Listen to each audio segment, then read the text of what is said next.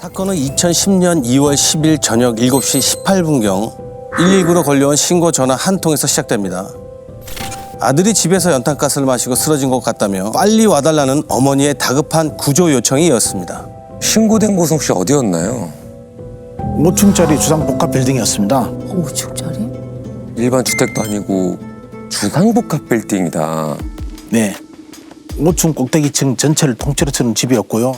원래는 기름 보일러를 썼는데 집이 60평대라 난방비를 줄이려고 거실이며 각 방마다 작은 연탄 보일러로 몇 년 전에 교체를 했다고 했고요. 신고자였던 어머니가 그 빌딩 주인일 정도로 꽤 재력이 있었는데 왜 그 시기 때 돈도 많은 분이 그런 연탄을 그러게요. 사용했을까?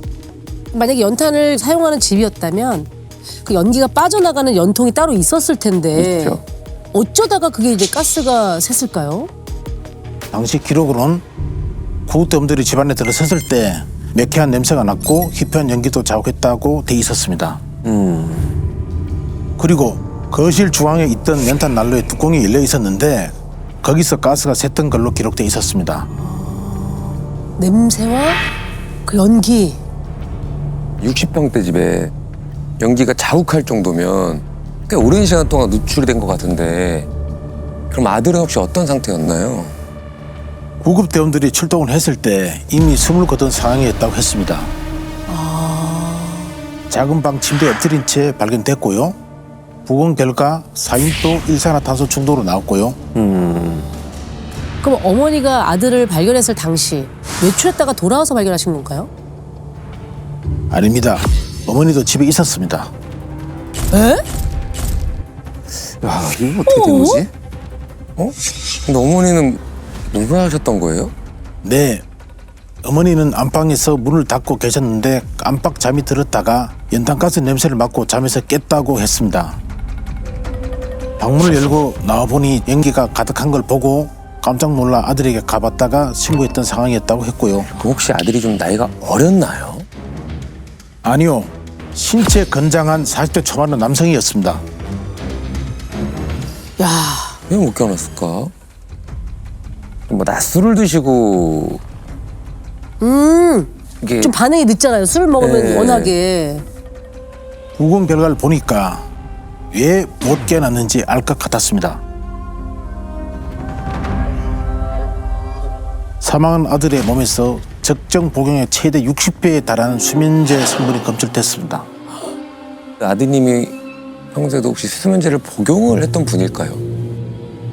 내 어머니의 진술에 따르면 아들이 평소 불면증이 있어 수면제를 먹긴 먹었다고 했습니다. 근데 병원에서 처방을 받았던 게 아니고 어디선가 수면제를 한 줌씩 구해와서 먹곤 했는데 걱정은 했지만 어린애도 아니고 알아서 조절해서 먹겠거니 했다고 합니다. 이날 또 종일 계속 잔 게 수면제를 먹어서 그런 것 같다고 했고요.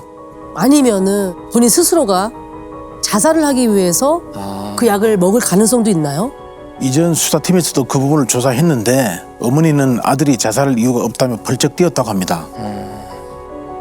우울증이 있거나 전조 증상이 있었던 것도 아니었고 전날 밤에도 여느 날과 다르지 않게 컴퓨터 게임을 하고 있었다고 했고요. 근데 이게 아까 그 집에는 어머니밖에 없었다고 하지 않았어요? 그러니까. 혹시 이 집에 이 어머니와 아들 말고 또 다른 사람이 또 같이 사는 사람이 있었을까요? 아니요, 모자 둘만 사는 집이었습니다. 아, 그렇다면 어머님은 그날 집에 쭉 같이 계셨던 거예요? 오전에 볼 일이 있어 잠깐 외출을 하고 오후 1시경 돌아왔다고 진술했습니다. 그런데 이상한 건 그때도 온 집안에 연기가 차 있었고 난로 뚜껑이 열려 있었다고 했습니다. 놀라서 거실 창문도 열어놓고 방에서 자고 있던 아들에게 달래가 괜찮냐고 물었더니 잠에 취해 귀찮다는 듯이 손짓을 하며 대답을 했다고 했습니다. 한참 환기를 시키고 안방에 들어갔다가 잠든 사이에 똑같은 상황이 또 벌어져 있었다고 했습니다. 그런데 수면제를 사망자가 눈치채지 못하게 먹이려면 일단 면식관계가 있어야 될 것 같아요. 그쵸, 그쵸, 누군가 그쵸. 와서 뭐 위협해서 먹이지 않는 이상. 또 한 가지는 살해 방법으로 지금 일산화탄소 중독을 선택을 했잖아요. 2번이나 들어와서 이것을 열어가지고 일산화탄소 중독으로 살해하려고 시도를 했다는 것은 발각의 위험이 굉장히 높은 행동을 계속 연이어했다는 건데 뭔가 지금 굉장히 의문스러운 상황입니다. 그러네요, 진짜. 근데 이게 심지어 두 번째는 어머니가 안방에 있었을 때잖아요. 네. 갑자기 방에서 나올 수도 있는데 그렇게까지 뭐 숨어서까지 한다? 아니 이게 진짜 지금 누군가가 한 짓이라면 참 어렵고 복잡하고 희한한 짓을 한 거예요. 그렇죠? 그럼 이제 건물에 CCTV라든지 목격자부터 좀 찾아봐야 될 것 같은데 있나요? 집 현관문 앞에 CCTV 한 대가 있었습니다. 여기에 뭔가 단서가 있을 줄 알았더니 자료를 확인해 보니까 어머니 외엔 이날 집에 들어든 사람이 없었습니다. 그럼 많이 들어가는 사람도 없는 거네. 그러니까 어머니와 아들만 있었다는 얘긴데 그럼 아들이 스스로 수면제를 왕창 먹고 난로 뚜껑을 2번이나 열었다는 건가요? 그거는 너무 이상하잖아요, 지금. 그러니까 아까 처음에 이제 시작할 때 내사 수사 자료를 받아서 보니까 정말 너덜너덜했다라는 표현이 이해가 돼요. 지금 아들이 스스로 목숨을 끊으려 했다기보다는 누군가 아들을 사고사로 위장을 해서 살해하려고 했던 정황이 많이 보이는데 그 현장에는 지금 사망한 사람하고 모친하고 둘밖에 없었다는 거잖아요. 그렇죠. 그러니까 수사팀에서는 또 다른 어떤 증거가 될 만한 것을 놓친 게 있는지 수사 기록을 엄청나게 들여다봤을 것 같아요. 그렇습니다. 사건은 점점 더 고약하게 흘러갑니다. 이 사건이 왜 2년 만에 정영사님한테 넘어왔겠습니까? 아니 보험이 뭐가 이상했습니까? 전 수사팀에서 혹시나 하고 사망한 아들의 보험을 확인해 봤는데 사망 20일 전 보험이 3건이나 새로 가입된 게 확인됐던 겁니다. 3건 모두 상해나 질병 같은 다른 특약 없이 오직 사망 시에만 보험금이 지급되는 보험이었습니다. 보험금은 무려 총 4억 4천만 원이었고요. 한 달에 납입료만 총 100만 원 가량 됐습니다. 보험의 수익자는 누구였어요? 수익자와 계약자 모두 신고자였던 어머니였습니다. 어? 보험료도 어머니 계좌에서 빠져나오도록 돼 있었고요. 야, 근데 일단 그 경제 상황이 되게 좋다고 그랬잖아요. 맞습니다. 어머니는 당시 시대로 40억짜리 빌딩에 전국 곳곳 땅가 아파트까지 보유한 100억대 재력가였고요. 건물 임대료만 월 1,500만 원 상당 수익이 있을 정도라 돈이 급한 상황은 분명히 아니었습니다. 100억대 자산가잖아요. 아니 그러니까 더 말이 안 된다는 얘기예요. 그 4억 4천 때문에 100억대 자산가가. 그렇죠. 그리고 이 보험이 나중에 연금 전환이 가능했던 보험이기도 해서 이전 수사팀도 확신할 수 없던 상황이었는데요. 모자 관계까지 뭔가 애매했습니다. 모자 분계가 애매할 게... 뭐지? 새어머니인가? 아 친어머니가 아닌 경우 그러면 좀 뭐 약간 그게 아니라 입양한 아들이었습니다. 아, 입양. 입양이요. 양아들이었구나. 양아들. 오랜 세월 키운 자식이었으면 애초에 의무를 가지지 않았을 텐데 입양한 시기가 좀 석연치 않았습니다. 응? 아들을 호적에 올린 게 2004년, 그러니까 6년 전이었거든요. 친아들도 심지어 한 명 있었던 상황이었고요. 뭐지? 이게 좀 복잡하네. 다 큰 어른인 상태에서 호적에 올렸다는 얘기네요? 어머니는 어쩌다가 입양을 했을까요? 어머니가 교도소 재소자들을 교화하는 봉사활동을 오랫동안 했었다고 합니다. 그러다 2002년경 우연히 폭력 전과로 교도소에 폭격한 남성을 알게 됐는데 그 사연이 좀 기구했던 겁니다. 아... 사연이 좀 기구했다라고 했는데 무슨 사연이었나요? 태어난 직후 부모에게 버려져서 평생 고아원에서 자라다 하고요. 10대 때 조직폭력 단체에 들어갔다가 전과자가 됐던 거였습니다. 이런 사정이 딱해서 자식까지 경제적으로도 여러 차례 도와주면서 조폭 생활도 적고 착실하게 살았다고 했습니다. 그렇게 2년 정도 지내다 정식으로 호적에 올린 상황이었고요. 진짜 복잡하긴 복잡하네요. 지금 사연도 그렇고 보험도 그렇고 어느 것도 지금 확신할 수 있는 게 없어요. 일단은 현장에 모자 2사람밖에 없었다라고 하는 이런 상황에서 결국 이제 용의 선상에 올린 사람은 이제 어머니밖에 없는데 수면제를 먹였다는 증거가 하나도 없어요. 그리고 여기가 이제 생활 공간이잖아요. 집이기 때문에 연탄 난로의 뚜껑을 열었다라고 하는 직접 증거도 없어요. 사실 누가 본 사람도 없고 아무 증거가 없는 아주 어려운 상황이죠. 그래서 이전 수사팀은 정황 증거라도 찾기 위해 어머니는 수차례 조사했습니다. 어머니의 반응은 어땠어요? 당연히 난리치지 않았겠습니까? 그렇죠. 네. 자기가 아들을 왜 죽이냐면서 보험금도 자긴 필요 없다고 했고요. 하루아침에 아들을 잃은 것도 슬픈데 왜 이런 의심까지 받아야 하냐면서 분통을 터뜨렸다고 했습니다. 거짓말 탐지기까지 동원했지만 이것도 모두 진실 반응으로 나왔다고 합니다. 뚜렷한 범행 동기라도 찾았으면 수사를 더 진행해 볼 텐데 그것마저도 어려운 상황이었던 겁니다. 이러니까 2년 동안 해결을 하지 못하고 오죽하면 대사 중결 직전에 왔겠어요. 그러니까요. 그런데 형사님은 이 상태에서 뭘 더 하실 수 있었던 거죠? 우선 확신이 필요했습니다. 그래서 일단 아들이 사망이 직전에 들었던 보험사들부터 다시 연락을 했습니다. 아, 보험사들이요? 왜요? 상당한 재력가든 뭐든 사망 20일 전에 보험을 3건이나 든 건 보험금을 탈 목적이었다고 봤습니다. 만약 그렇다면 한 번쯤은 보험금 청구를 시도하지 않았을까 하는 생각이 들었고요. 시도가 있었다는 얘기인가요? 그렇죠. 있었습니다. 그것도 정 형사님이 사건을 맡기 약 3개월 전 어머니가 한 보험사에 보험금을 받으려고 시도한 정황이 포착됩니다. 그럼 보험금이 지급이 됐나요? 보험사에서 거절했습니다. 사인이 불분명하고 사망 직전에 고액의 사망 보험에 집중적으로 가입된 점이 의심스러워 지급이 안 됐습니다. 이 사건의 시작은 연탄 난로 뚜껑 때문에 발생한 사고사가 아닌 타살임을 증명하는 것부터 다시 시작합니다. 모두가 의심했지만 확신할 수 없었던 타살 정황은 사망한 아들의 시신에 숨어 있었습니다. 시시네요? 그것도 타살의 정황이? 사망 당일 검안 기록을 보니까 이날 신고 시점이 저녁 7시였고 그날 밤 9시부터 검안이 시작됐는데 당시 기록에 이미 손끝 작은 간절까지 경직이 된 상태였습니다. 현장의 상황에 따라서 차이는 나긴 하지만 홍상 사망한 이후에 4시간 정도면 이 목관절부터 이제 경직이 시작이 되어가지고 최소한 10시간이 넘어야 돼요. 10시간에서 12시간이 지나야 손끝까지의 경직이 일어나니까 야 이거 시간이 안 맞죠. 이렇게 되면. 그러면은 교수님 말대로 하면 뭐 12시간이라고 치면 검안 시각이 밤 9시라고 했으니까 그럼 사망 추정할 수 있는 시각이 오전 9시라는 거잖아요, 지금. 아니 그러면은 오후 1시에 어머니가 나는 볼일을 보고 돌아왔다. 근데 아들이 귀찮은 듯 손짓으로 대답을 했다. 이렇게 얘기를 했었잖아요. 어머니가 범인이라는 거야, 그럼. 그래서 제가 사망 시를 최대한 근접하게 증명할 수 있도록 실험을 해봤죠. 그 현장과 동일한 크기의 공간에서 똑같은 난로를 구해 뚜껑을 연채로 연탄을 피워봤습니다.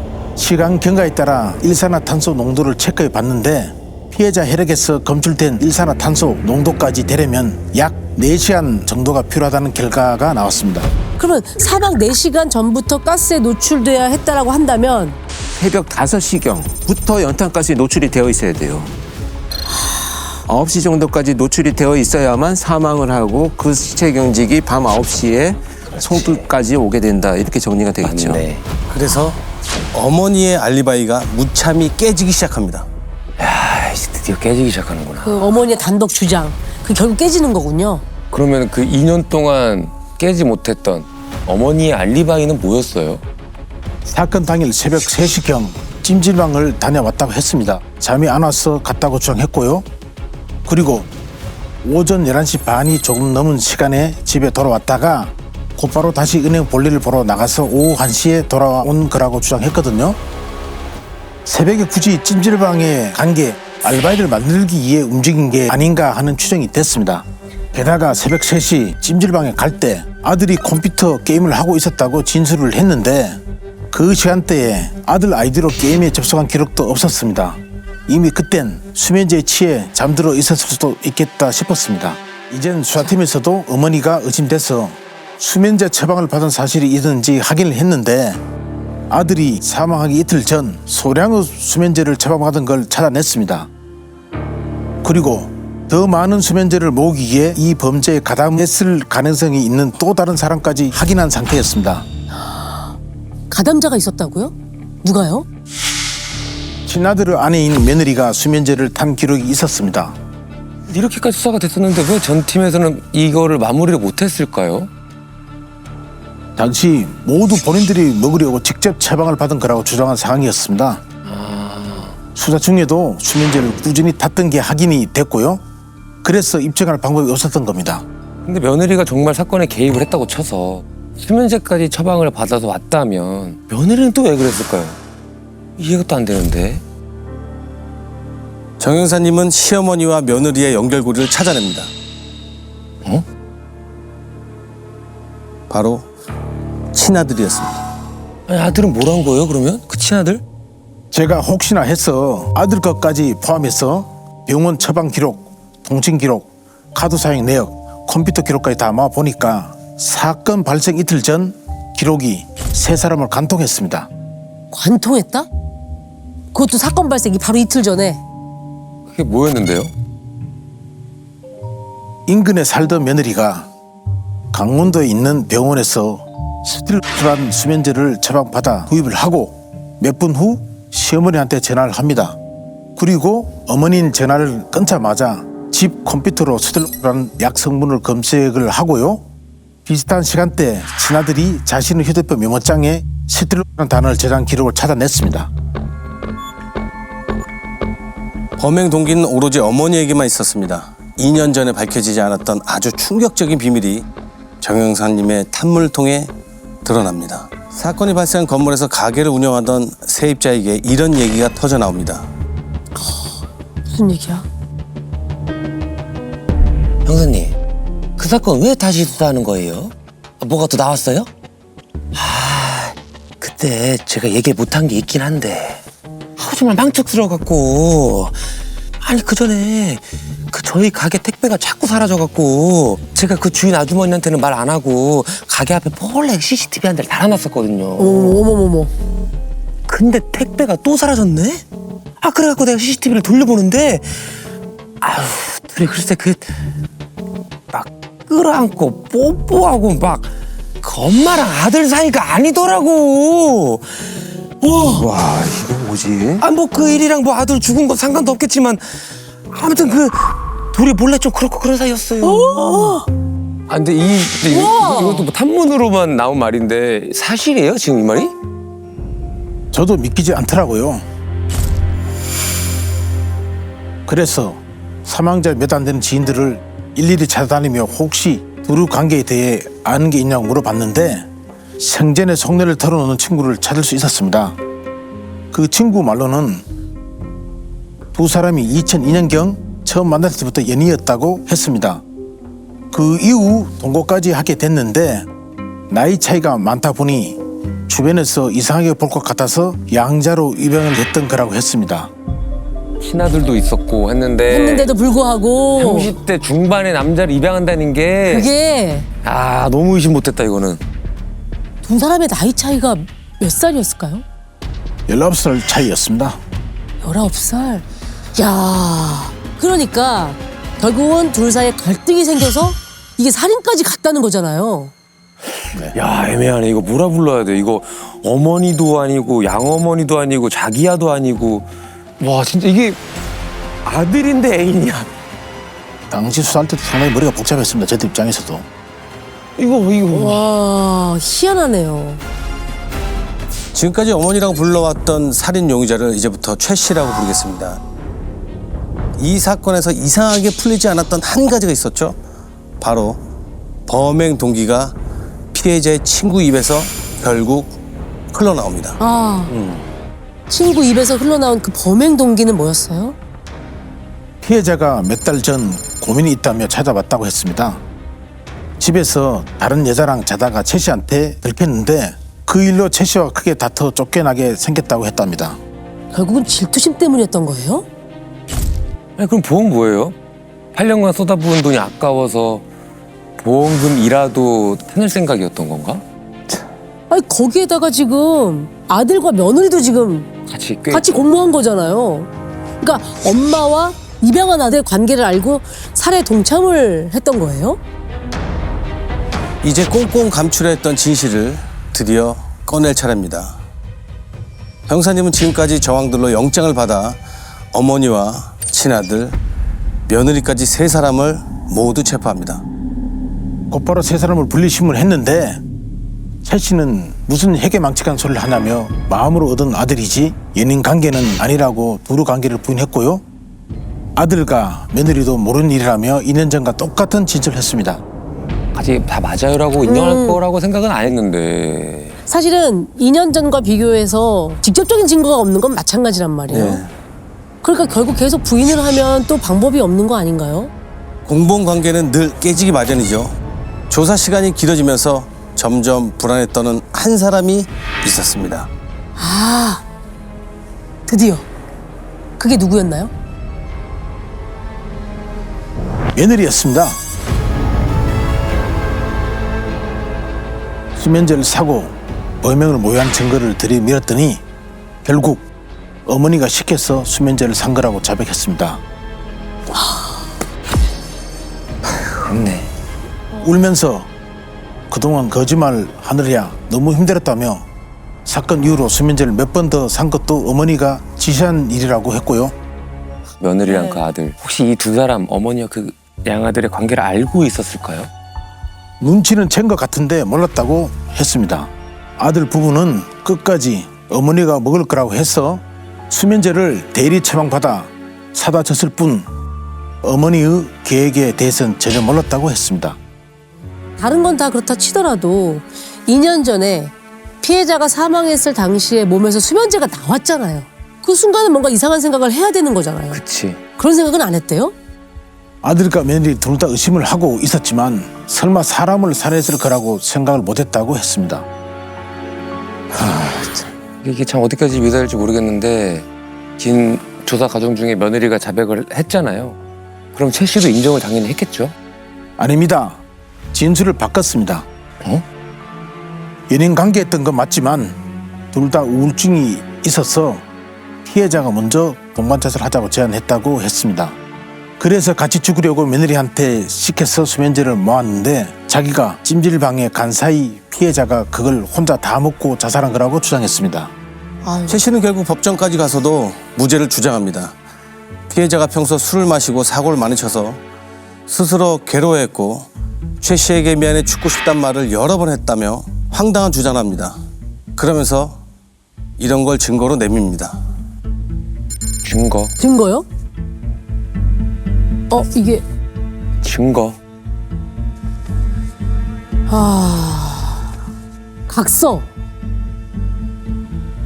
이 시간 이후로 내 생이 다 하는 날까지 엄마나 동생, 그 밖에 주위 사람들과 시비가 생기거나 엄마를 부끄럽게 하는 행동을 했을 때는 호적 정리와 더불어 돈 1원 한 장도 엄마에게 원하지 않고 원망도 하지 않을 것을 신에게, 내 자신에게 각인합니다.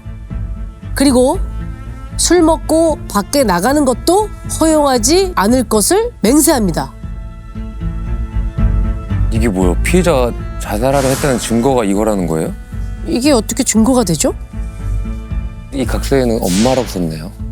어디가 이게 그러니까요. 여기에 어디에 스스로 목숨을 끊겠다는 얘기가 있다는 거지. 이것도 나도 전혀 모르겠는데요? 그렇죠. 아무것도 없죠. 최 씨는 법정에서 피해자를 정신과에 직접 데려가 상담받은 적도 있다며 병원 방문 기록을 증거로 제출했는데요. 의사는 당시에 남성이 자책하거나 우울해하지 않았다고 했습니다. 주변 사람들도 하나같이 자살할 사람이 아니었다고 진술했고요. 사실 이게 각서로서의 효력도 없어 보이는 아무런 이런 종이를 가지고 뭘 증거라고 내미는 건지. 아이고, 진실은 어쨌든 다 밝혀지는데 말이죠. 네. 이 사건은 끝끝내 항소의 상고까지 갔던 사건이었는데요. 형사님이 수사로 밝혀낸 증거들을 뒤엎을 수는 없었습니다. 역시 정 형사님.